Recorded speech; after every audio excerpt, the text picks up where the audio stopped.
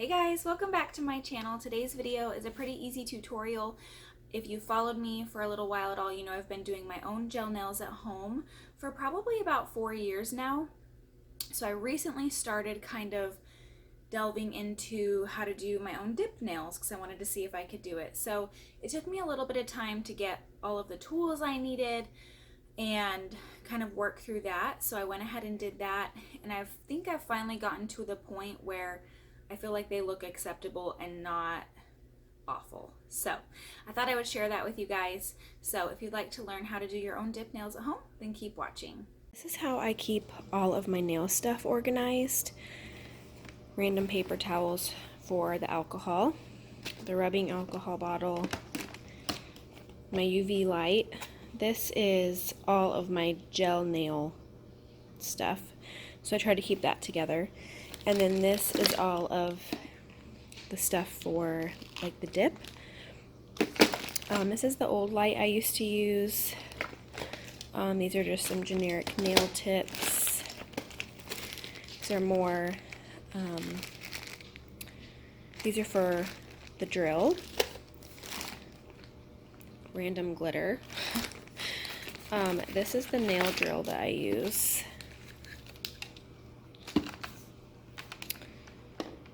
I just bought it from Amazon. It wasn't expensive at all, but it has changed doing my nails, especially when it comes to dip. And then this is just random things I ordered kind of over time. So like striping tapes, rhinestones. I typically use these on my daughter. There's like foils, which those are pretty cool. You can just kind of break them up. It's kind of like gold leafy material. So I just try to keep all of that like in one of these bags here. And then I have a bunch of brushes and then like little dot marker things.